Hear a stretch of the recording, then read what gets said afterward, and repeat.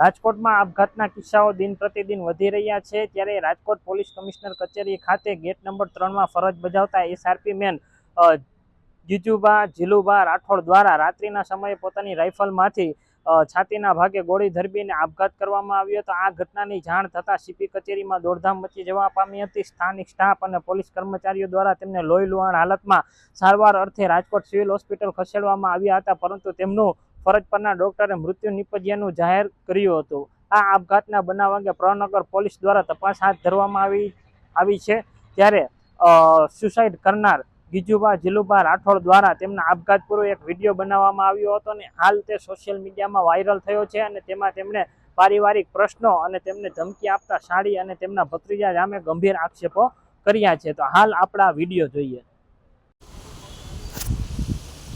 જય માતાજી। હું ગીજુભા જીલુભા રાઠોડ। મારા હોશ હોવાથી હું આ કહું છું, ગમે ત્યારે હું મરી જાઉં, બને તો હું ઘરે જઈ સોગંદનામું કરી આવીશ। અમારી નોકરી એ ટાઈપની છે, કદાચ રજા મળે ના મળે, કદાચ મરી ગયો, હું ઘરે ના ગયો તો મારા બા બાપુનો જમીનમાં મકાનમાં જે ભાગ આવ્યો એમાં મારે કાંઈ લેવા દેવા નહીં, અને મારે મારી પત્નીને બંધુ નથી। એટલે હું મરી જાઉં તો મારી પત્નીનો હક નહીં અને મારોય હક નહીં। મારા બા બાપુની જે જમીન જે ગરાસ આવ્યો મારી ઘરવાળીનો હક નહીં ને મારોય નહીં, કારણ મારી ઘરવાળી મારા ભેગી રહેતી નથી, એની માની ઘરે રહેશે, બરાબર। એ જમીન મકાન એને નહીં, અને હું મરી જાઉં તો મારા મોતનો જવાબદારી એક જ થાય, બે જ વ્યક્તિ થાય।